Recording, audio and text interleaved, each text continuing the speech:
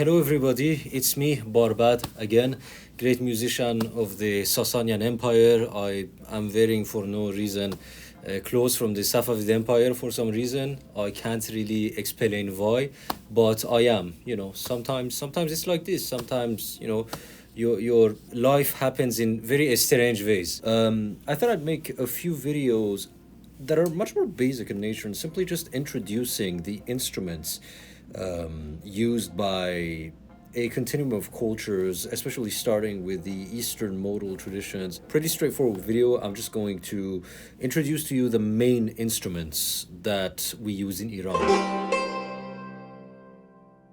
So let's begin with the lute family of instruments. Now, a foreword is important here. Talking about lutes and their historical development in the Middle East is fraught with the problem of unclear etymology. When you go back and read the sources about lutes that were used in the Middle East, they tend to use the same name to refer to a wide variety of very different instruments that have as their only common feature the fact that they're all lutes.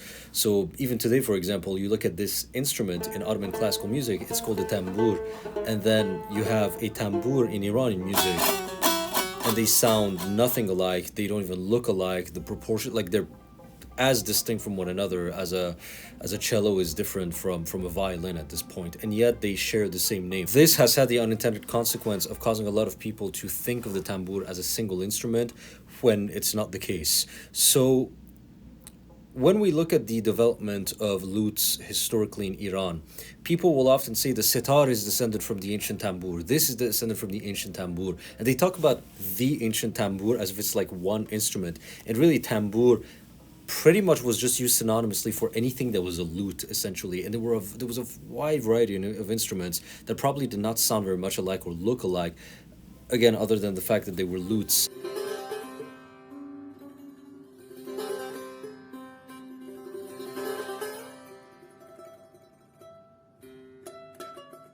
All right, so the first instrument that we have to talk about is the sitar. The sitar is a main instrument of Persian classical music. And this is something that I'm going to stress over and over again in the video. There are some instruments in Iran today that are very much tied to the Persian classical tradition. So the Persian classical tradition is our classical repertoire. So in the same way, for example, that many European countries have their classical repertoire, Mozart, Beethoven, etc., we have our own in Iran. It's called the Persian classical tradition because the Persians specifically have always been the central imperial culture, even when other Iranian dynasties that weren't ethnically Persian ruled, they would always rule using Persian as the lingua franca, as the main administrative culture, etc. For those who are confused, remember, Persian and Iranian, even today in modern English-speaking etymology, are not interchangeable terms. They are not synonyms. No, Persian does not mean ancient Iranian. Persia is not the ancient name of Iran. Iran has always been the ancestral historical name of our land, and Iranian is a group for a collective of ethnicities, and the Persians are one member of this ethnicity. Persian and Iranian are no more interchangeable than Slavic and Russian are interchangeable. And again, this is the case in modern-day English-speaking academia. I'm not just enforcing some thing that only we Iranians respect. In modern English-speaking academia, that distinction is maintained because it's important. Now, the peculiarity of the sitar is that, first off, it's called sitar, 3 strings. But as you can see on most models nowadays, they're 4 strings. This is because as the sitar evolved, it grew out of, again, the ancient family of the wide variety of lutes that would have existed in ancient Iran. And somewhere around the Safavid era, we have the emergence of the sitar as we know it with 3 strings, and then during the Qajar period, a 4th string was added, but the name was retained still. The particularity of the sitar is that it is played in a very specific manner. Instead of being usually strummed with all the fingers and everything, it is plucked with the index upwards like this, and usually players will let their nails grow long so that they can hit it like this, and it creates a very specific sound that you can hear. So the sitar can really be thought of as one of the main lute instruments of Persian classical music. Again, it's not really a folkish kind of instrument, it's mostly associated strongly with the Persian classical tradition.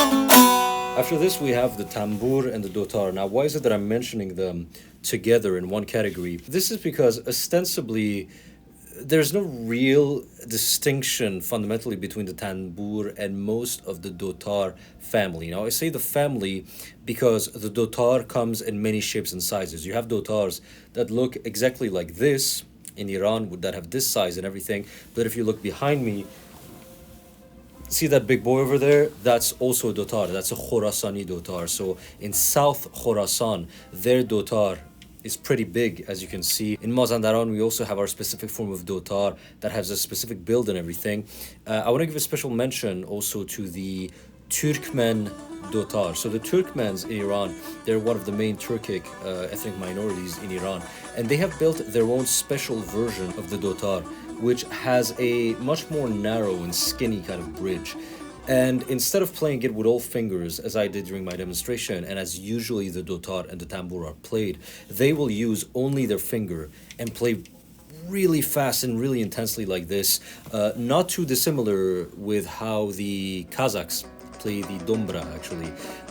There's definitely a kinship there. The tambur typically has a course of 2 strings and then 1 string here, which makes it 3 strings. So that's one of the differences in why it's not typically thought of as a dotar. The tambur is more specific than the dotar and sometimes set apart because it's an instrument that is most closely tied to the Kurdish community in Iran.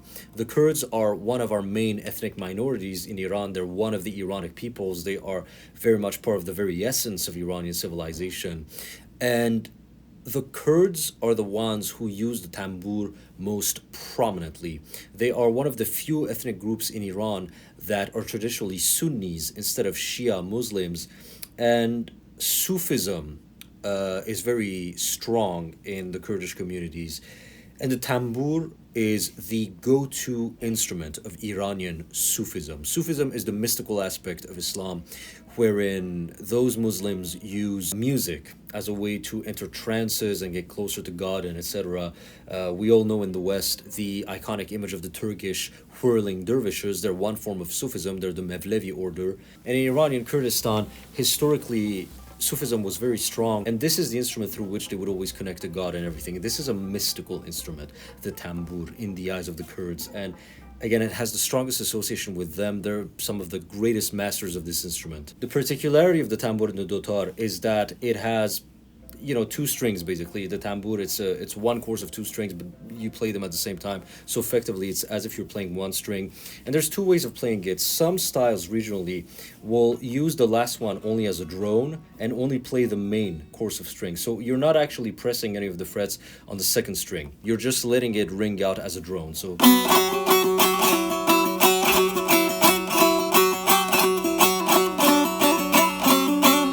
however, in many other regions, the 2nd course of strings is actually pressed in order to create almost a form of harmonization, basically. It's not really thought of as a form of harmonization. We're basically playing pedal notes as far as we're concerned within the logic of Iranian music theory. These simple die chords, basically. So in Mazandaran, for example, the die chords that we play are either pressing this fret and this fret. We don't usually go further than that. Turkmens generally will go further than that, and they'll even go for the 5th one. So for example, a Mazandarani style of playing would more be something like...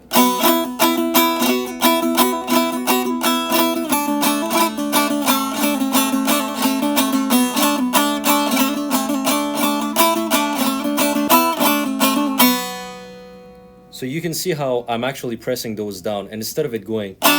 it actually goes, it actually harmonizes with it almost. Again, I don't like to use the term harmony because we don't necessarily think of it as harmony. It's just a sort of basic pedal note. And in Turkmenistan, as far as I know, I grew up in Gombad, and I remember them going up to here.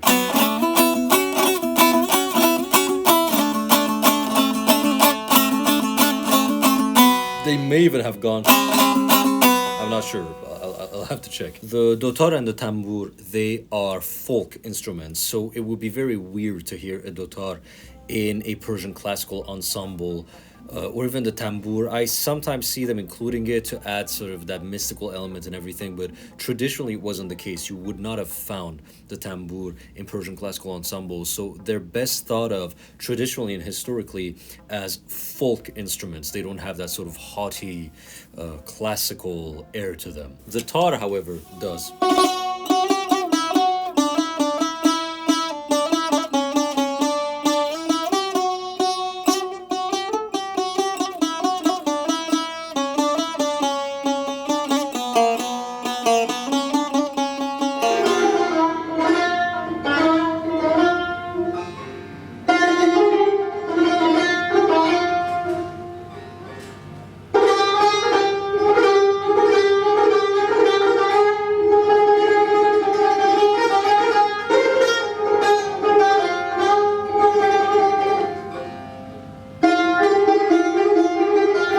The tar is perhaps the main lute of Persian classical music, perhaps even above the sitar, actually. Now, as you can see, the tar has a very specific kind of shape. The history of the tar seems to be based in the rabab or the rubab.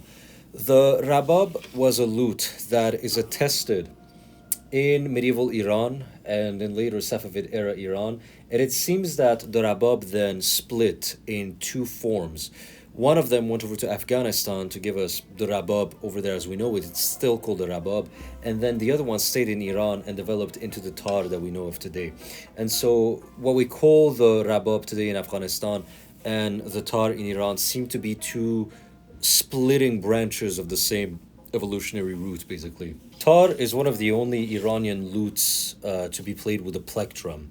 It's this metallic plectrum here, and you basically play it in the sense much more similarly to how you would play a guitar, basically, or a Turkish balam or whatever. It's important to mention that the tar is also a very important instrument in other cultures. The Uzbeks use it, the Armenians use it, the Azerbaijanis especially also use it. In fact, in Azerbaijan, it has the status of a national instrument, and the craft and the playing of the tar over there is actually part of the UNESCO World Heritage. Now, I'm probably going to get in trouble with some Azerbaijani nationalists for claiming that the tar is of Iranian origin. That is what all the sources seem to indicate, and it would be due to the cultural influence of Iran as an imperial force that dominated the Caucasus. So the fact that the tar is found in the Caucasus is probably due to Iranian influence. So this is a case of an instrument that is Iranian, that was developed first in Iran, again from a long line of continuity of old lutes dating back to the Middle Ages and everything, and coalesced in this form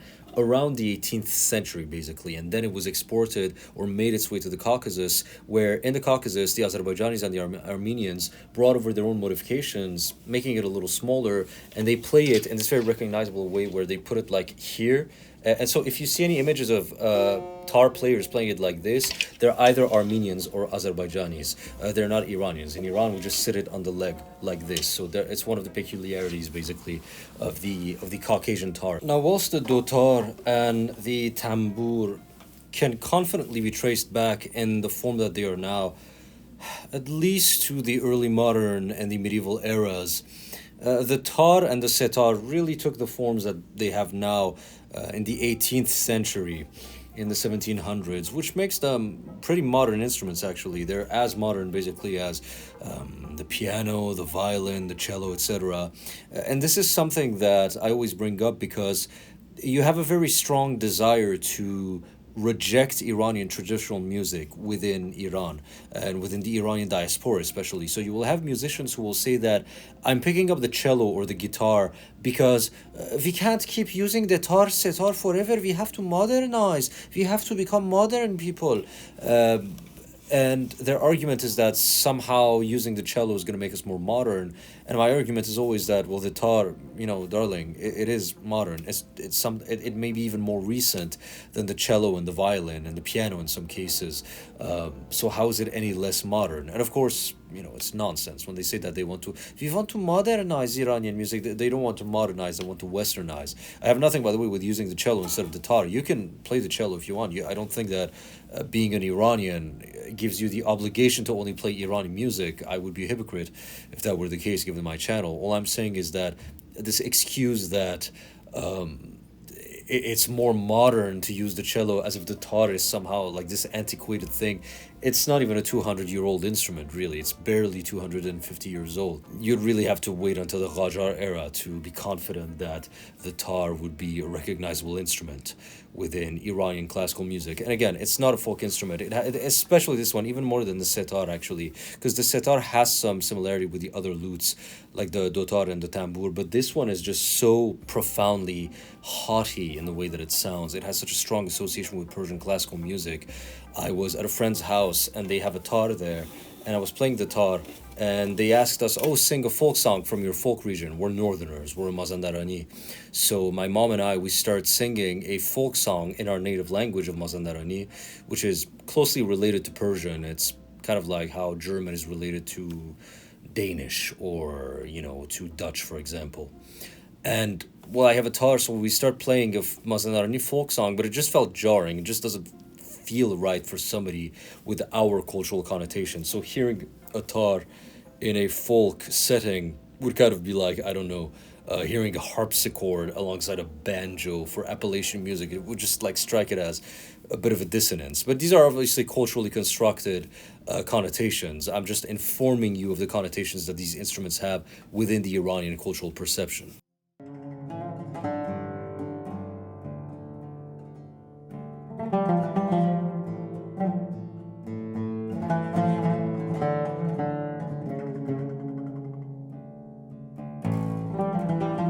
Now, one last lute that I absolutely ought to mention is the oud. The oud is an Iranian instrument insofar as it is used in Iran. According to musicologists such as Kurt Sachs, the earliest attestation and origin of these sorts of lutes, which would become the oud, are found in Central Asia or perhaps the Indus Valley. They make their way westwards towards Iran, somewhere around late antiquity, where they're picked up by the Sasanians. So in the days of the late Sasanian Empire, you would have heard the barbad. The barbad is the Iranian ancestor of the oud, and then the barbad makes its way even more westwards, is adopted by the Arabs, who basically give it the form of the oud, more or less like we know it today. And of course, the oud keeps developing and takes on the modern shape that we know of today. Now, the oud is definitely used in Iranian music, but only as a secondary instrument. So you'll never hear Persian classical music, for example, or you'll very seldom hear Iranian music that uses the oud only. It's not really something that we do. And the reason is because the oud has developed very strong association with the Arabs. It feels like the Arab instrument. And so we mostly use it, for example, in Persian classical ensembles to provide the bass notes. I'm not talking about bass lines here because we don't have that in Iranian music. By bass notes, I really mean just playing the same melody, but this gives you the lower octaves and fills the register, the lower register that is needed.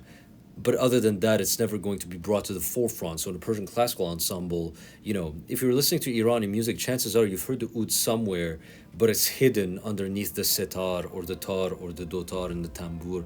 We much more rarely hear this instrument.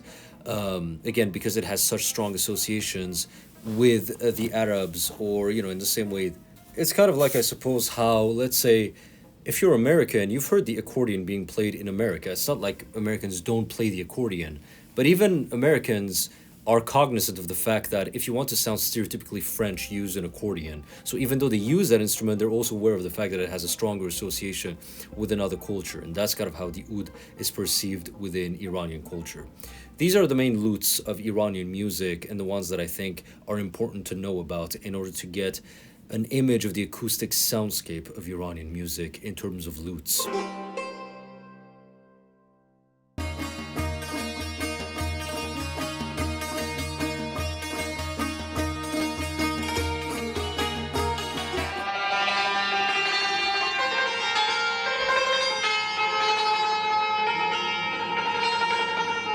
Santur is the first instrument that I learned how to play. My grandfather gave me his, which is pretty old. It's like you've seen it in some of my videos. If you've seen me playing Iranian music, it's about might be 100 years or more old. Now the santur is a hammered dulcimer. So a dulcimer are those trapezoid shaped instruments, and it is played by playing it with hammers.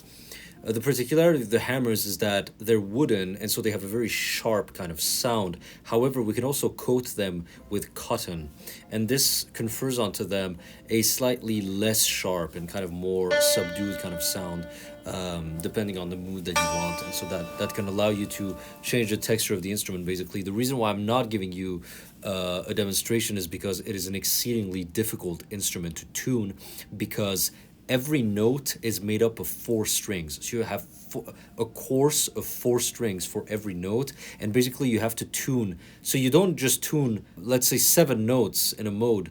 You're not just tuning 7 strings.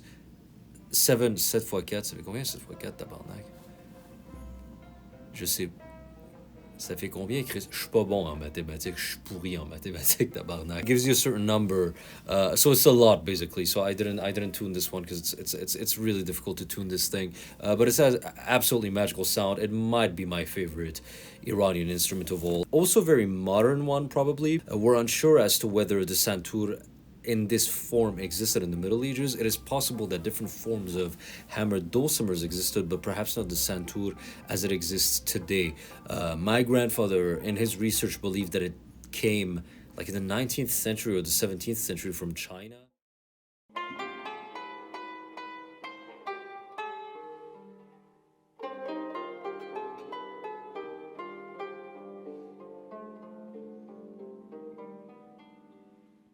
The chang is the harp-like instrument that you see back there. Now, the chang is one of the oldest instruments of Iran. This is one of those that's not modern. This is one that goes all the way back to antiquity.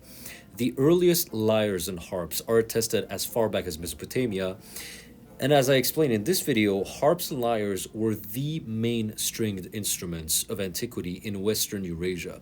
We nowadays tend to think of lutes as the principal stringed instruments, mainly because if somebody's playing picks up an instrument here in the West or even in Turkey, it's probably going to be a bağlama in Turkey. There's a good chance that it's going to be a guitar or a bass guitar or ukulele. You don't really see many people playing the harp or the lyre nowadays. It's kind of a tertiary and peripheral instrument. But back then, up until the Middle Ages, it was actually the other way around. The lyres were the tertiary peripheral instruments that were kind of an exception to the rule, and the lyres and the harps were the rules. There was a time when lyres and harps in the form of the chang dominated Iranian music. We know that Sasanian Empire music was very much dominated by the chang. We have many visual depictions of it. However, starting from the Safavid era onwards, it starts to fizzle out. So all throughout the Middle Ages, up until the early modern era, we were big time users of the harp, and nowadays it's pretty much gone. You just don't see the chang almost anywhere. It may also have traditionally been associated with females. It may be the case that women principally played the instrument due to the fact that it would have required long nails, hence the name of the instrument, chang. Chang means a nail or a claw in the Persian language.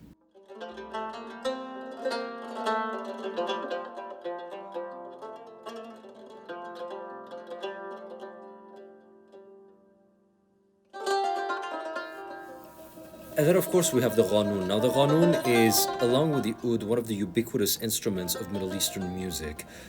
You also find it in Greece. It's very much used in Greece also. And the ghanun, I would say, has a status in Iranian music very similar to that of the oud. Once again, it's very closely associated with the Arabs and with Ottoman classical music. And it may be that, as the early modern era went on and nationalism began to take form, modern nationalism began to take form in the nascent modern nation state of Iran, which, I would safely date to the Qajar era, basically. It may be that they wanted to distantiate themselves from the Ottomans, whose classical repertoire used the oud and the ghanun primarily as main instruments. And maybe that's where the whole tar and who knows, because a big part of the history of Iran in the modern era was defining themselves in opposition to the Ottoman Empire. primarily the reason why Iran became a Shia Muslim country in the first place was kind of to spite the Ottomans. You're Sunni, so we're going to be Shia, you know. There was a lot of politics involved in that. So what I said earlier about the oud applies to the ghanun. The ghanun, yes, is very much used in Iranian music, but unlike Greek or Arabic or Turkish music, the ghanun will rarely have a principal main place, and it's generally going to be a supporting instrument that enriches the sound whilst the tar and the setar and all the others are in the foreground. Now let's talk a little bit about wind instruments. And the main wind instrument of Iranian music, and really most Middle Eastern music, is the ney.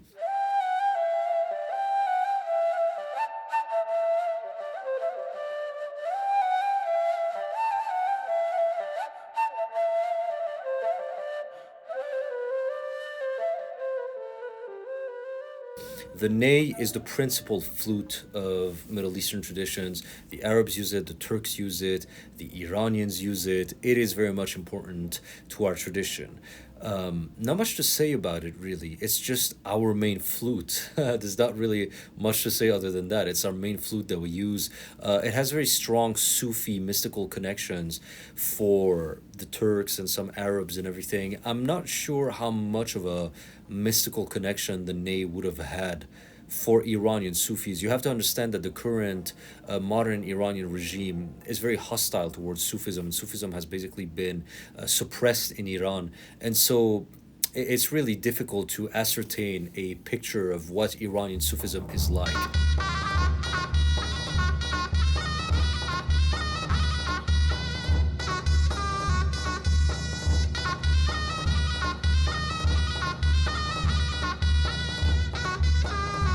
Then we also have the sorna. Now, the sorna is a reed instrument. This one's pretty old, actually, and it goes way back to a very long time ago. There are specimens of sorna found, I believe, from late antiquity. We also believe that there would have been similar instruments in Mesopotamia, actually. Mazandarani music especially uses the sorna a lot. We really love the sorna where I come from in Mazandaran. We absolutely adore it.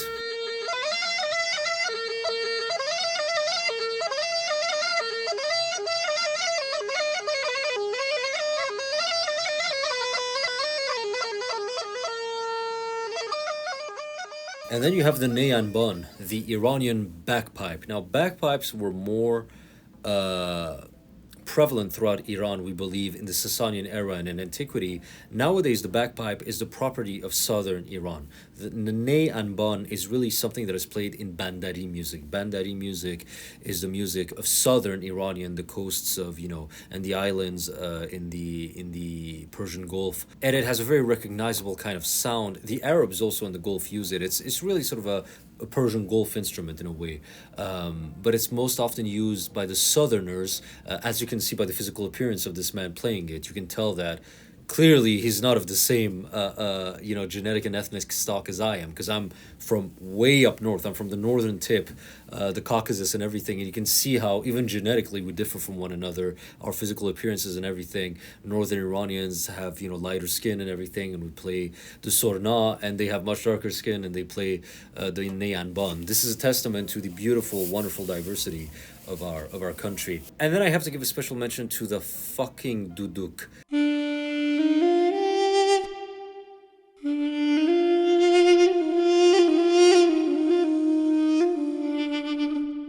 The duduk in Orientalist music, that is the Hollywood style of pseudo-Middle Eastern music, that's not actually Middle Eastern music.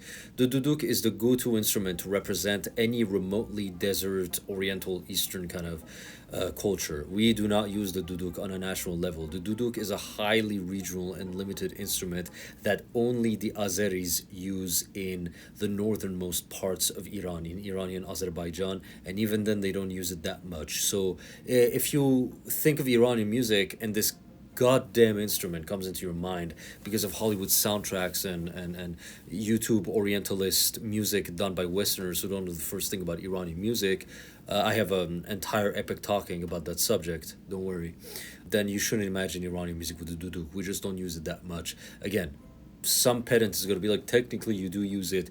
Yes, the Azeris in Iran and Azerbaijan use it, but it's really sort of unique to them and it's very much limited. It is not a sort of national instrument of Iran in any way whatsoever.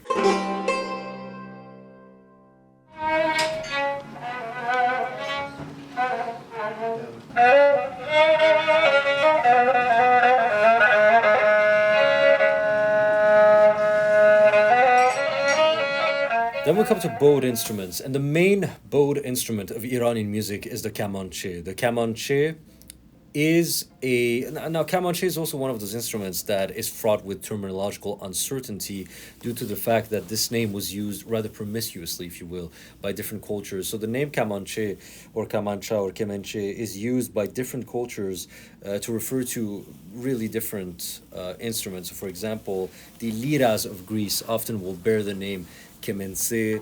There are kemenches in Turkey, etc. But the specific variant that we find in Iran has its own sound, has its own build.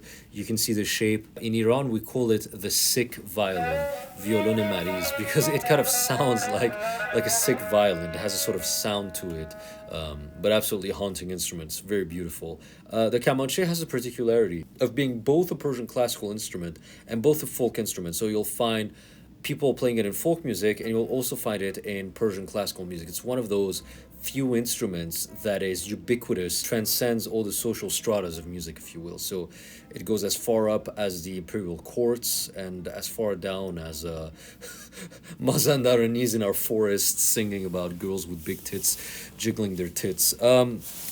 To get a picture of who the Mazandaranis are, we're not the brightest, really. The Persians are the classy, civilized ones, and we Mazandaranis are far more simple and humble people. We're the Appalachians of Iran. We're not, if I were Persian, I'd be very proud, because there's a lot of things to be proud to be when you're Persian. Mazandarani, I'm happy. I wouldn't give it up for anything else, but, am I proud? I am Mazandarani. It just is. Then we come to the subject of percussions. There are 3 percussions that I want to include in this video. The daf and the tombak are the main ones. Now, the tombak is primarily used in Persian classical music. Again, you would not hear it in Mazandarani folk music, for example. It has a brighter, sort of sharper sound.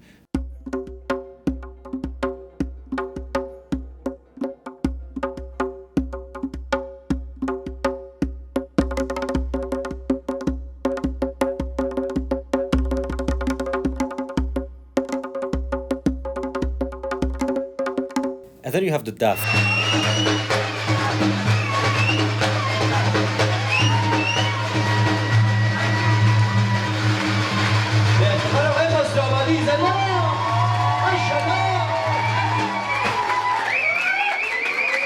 And it's also very much a folk instrument in Iran, very powerful sound.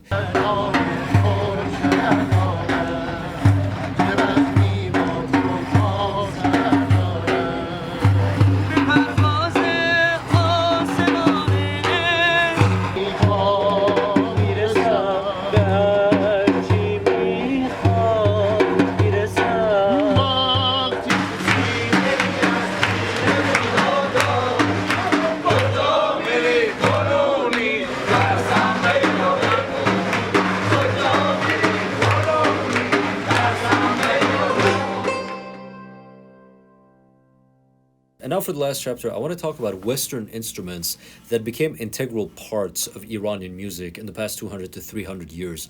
The first one of them being the violin, and the violin might be the main one. The violin has entrenched itself in Iranian musical usage to such a degree that I almost consider the violin to be an inseparable part of Iranian music, just as much as the santur is. Actually, my grandfather was a violinist.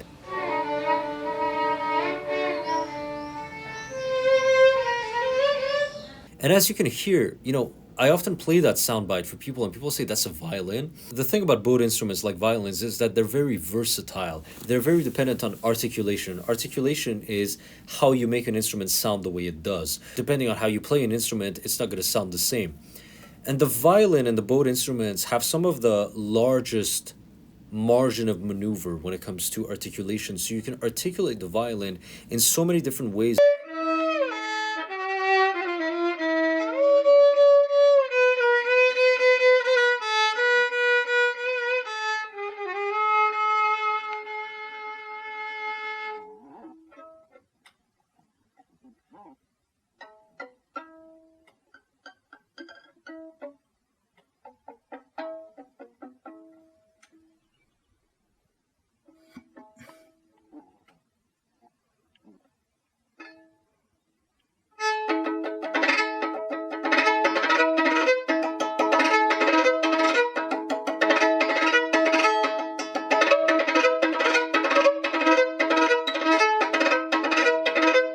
Which is why it was adopted so readily by Middle Easterners, especially also because it doesn't have frets, which makes it very easy for us to play our wide variety of modes. For those who don't know what I'm talking about, go watch that video. But because our modes are not limited to the 12 tones and semitones of Western music, the fretless nature of the violin made it very good for us. In fact, during the first half of the 19th or the 20th century, the infatuation with the violin came to such a point that the Kemenche was almost displaced. But now, thankfully, the Kemenche has become popular again. But the violin will never go away. At this point, the violin is as much a staple of Iranian music as Ghorm Sabzi is, in my opinion. Then you have the piano. The piano also was successfully integrated in Iranian music. And we have actually developed an entire style of playing the piano, which is the Iranian style of playing, which is highly melodic and modal and ornamental.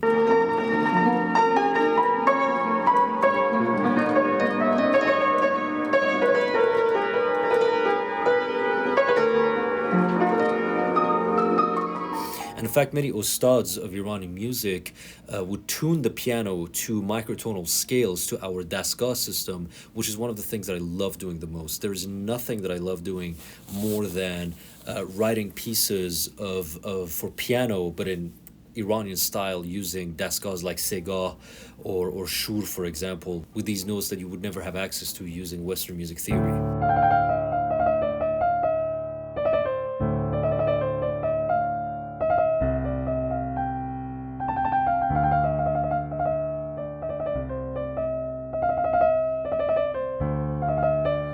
The accordion also is widely used in Iranian music. In fact, in a lot of Middle Eastern music, especially the Arabs. I was a wedding photographer for a decade for the Lebanese and Syrian communities here in Montreal, and they use the accordion a lot, as do we in Iran.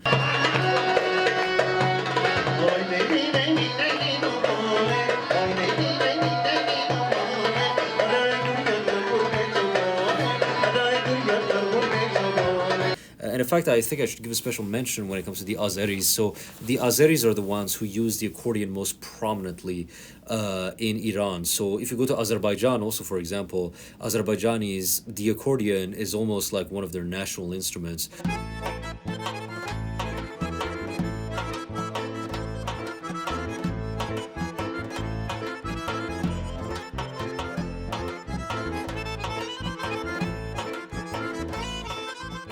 So usually when you hear an accordion in Iranian music, it tends to be the Azerbaijani, who are the Azeris who are using it. But it's also one that, and again, it can also be modified to have the Middle Eastern scales or the Middle Eastern notes applied to them.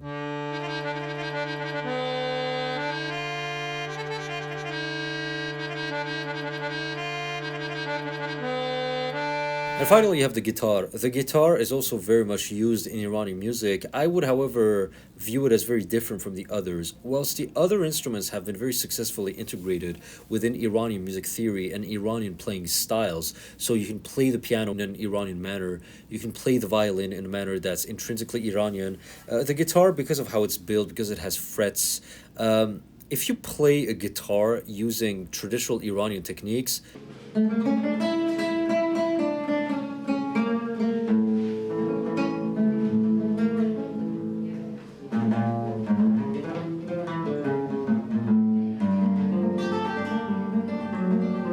then it's going to sound like flamenco, because how the Spanish play the guitar within the flamenco tradition is basically part of the Eastern modal tradition. So if you play the guitar in an Iranian manner, it just ends up sounding like flamenco and Spanish music. And so it's really hard to get a proper sort of Iranian, uniquely Iranian sound of the guitar. I would not say that the guitar has really been integrated within Iranian music. It has been integrated in Iran. People use it in Iran, but it usually ends up just sounding Western or flamenco. Anyway, my friends, I have said everything that I had to say on the matter. Again, this was a very basic introductory look at the main instruments that define the soundscape of Iranian music on a prototypical level, if you will. There are many other instruments, of course, that were used peripherally, historically, and everything, but this is sort of what's going to give you, I think, the list that I've given you will allow you to have a good understanding of the typical soundscape of Iranian music. I have not much more to say on the matter, and it's nighttime, and I think I'm going to go to sleep now. So goodbye, and I will see you for the next Epic Talking.